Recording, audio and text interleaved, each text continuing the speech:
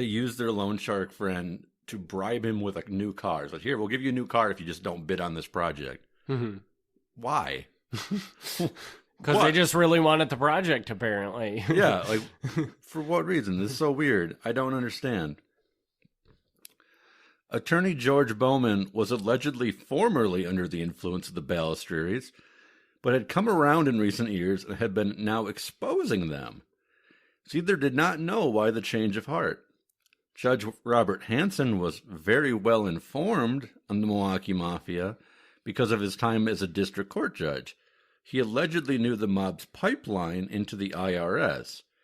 Hansen was a former law partner of John Fleming and County Executive John Doyne.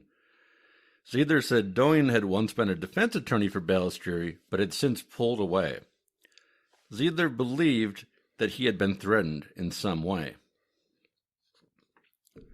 Alderman Alan Calhoun was Balistrieri's closest friend in City Hall, and was also close friends with jeweler Hilmer Christopher, and they threw a big party for Police Inspector Schmidt of the Milwaukee Police Department. I'll pause here to say, Alan Calhoun is definitely the closest person in City Council to Balistrieri. He's often around at meetings and parties and stuff like that. So Calhoun comes up often. Jeweler Hilmer Christopher, I'm pretty sure I have notes on him somewhere, but I couldn't find them for this episode. But I believe that he comes up in some very shady things. But I can't remember what those things are.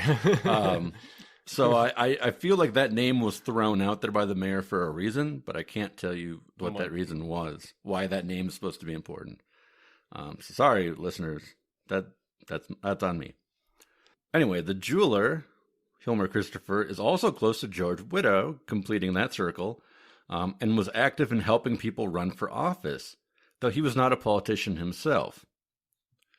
Another alderman, Alderman Zillman, oversaw Jones Island. Eugene Coonan, one of Balistrieri's attorneys, had a drive-in restaurant on the island and had also tried to get a piece of the municipal pier project. Now, this is just getting weird. An alderman is like the alderman of Jones Island, this part of Milwaukee. Okay.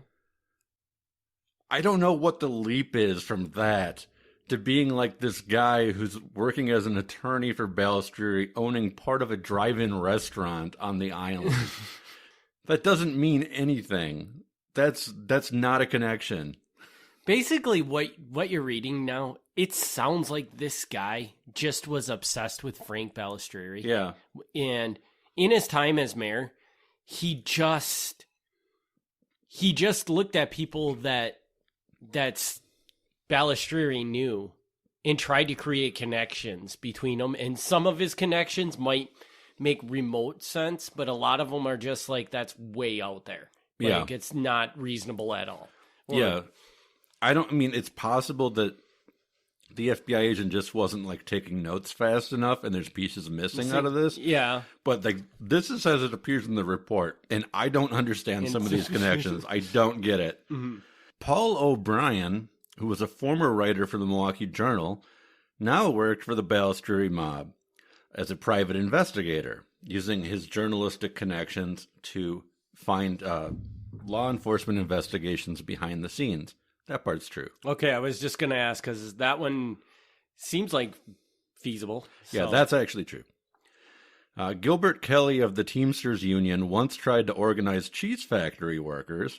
At one place, not named, he was told it would never happen because the management was run by the mafia. Seether did not know where this was, but said Kelly was a good man despite working with Frank Ranney, who was a bad man. He didn't know which cheese factory. That's not just me not saying the name of the cheese factory. Lastly, Seether had heard that Balistrieri went to the current mayor's office, and asked him to get the city out of the rubbish hauling business. The conversation turned into a shouting match. The mayor said he could not do such a thing, but he could present the idea to the city council. The mayor allegedly said that he could make the argument that the city has had ongoing tensions with the union, and Balistrieri could get his union friends to cooperate with making that tension known, therefore having the city cut ties with union garbage hauling to get Ballestery's garbage hauling in. Whether that happened or not, I don't know, but the Ballestery garbage hauling never went in. That part didn't happen. Whether the argument happened or not, I don't know. Interesting. So that's his rant. Now, I have one very broad comment I want to make on this. And I'm sure I've made this comment before because this is something that this is always jumps out at me. In FBI reports, police reports, and apparently the mayor, the word control is always used. And I hate that word. When you start out like researching the mob, you'll see the word control and you don't really think about it. And you're like, oh, okay. But like that word is chosen for a reason. It sounds bad. Mm-hmm. Eric, you own a business, correct? Right. Do you control the business? Yeah, you do. Kind of, yeah. Yeah, but you wouldn't use that word. No. Like, so it's weird when you use it. When you use the word control, it sounds like you're using some kind of evil force. When all it really means, is you have some kind of management or whatever. A lot of the times. The right term probably from a business perspective is manage. Yeah. Not control. Yeah. Right. So it's like it's a word perfectly chosen to sound worse than it is. and then like the other thing that bothers me is like all this like he has influence over. It sounds bad because you're going in with the mindset that, oh, he's a powerful mafia guy. Mm-hmm. He has influence over. That's bad. In that context, yeah, it's kind of bad. Has influence over doesn't automatically mean something is bad. And it doesn't even mean he may have influence over him. Doesn't mean he's using that influence even, Right. Right. Like, I have influence over you and you have influence over me because we're friends. Yeah. But that doesn't mean I'm going to get you to go rob a bank. Like that's having influence over isn't necessarily a bad thing. It just means they know people. Right. And a lot of what you read here sounds to me like he's kind of twisting his words to make it sound like, well, Ballestery knows this guy, so he's obviously manipulating him or in some way, which we all have to remember that Frank Ballestery was a very, very successful business owner in Milwaukee at this time. Right. Even though, yes, he was running the mob, he was also a business owner. Right. And guess what? Business owners, they're going to know people like this, especially when you're running something like a bar that's regulated and the city government is going to be involved in your establishment from time to time, whether it be for fire, things or just getting the right permits to run the business. Right. And that's like, if you chop all this down, you take out all like the hints and the whatever kind of things he's trying to suggest that I don't even know what he's trying to suggest.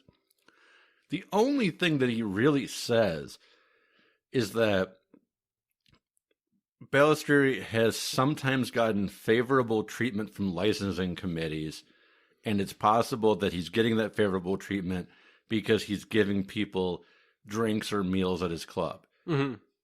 Yes, that is political corruption, but that's pretty low. Yeah, that's pretty light political corruption. That's pretty low because I have to imagine that's not. I mean, is it a bribe? Maybe it could be a bribe, but it's pretty low because it's like this. Like, I don't know if this is still a thing. I assume it is, but maybe it's not. But traditionally, like police officers would go on their rounds, they'd stop into a place and they'd get free coffee. Mm-hmm. That's not a bribe. That's not like, oh, I'm giving you free coffee so you don't raid my restaurant. Like, no, that's not how that works. It's just like a courtesy. And obviously, he wants to be seen in a good light with the people who can give him licenses. That's pretty low. That's a low bribe, if it is a bribe. And it sounds like a lot of what he's saying in here are things that probably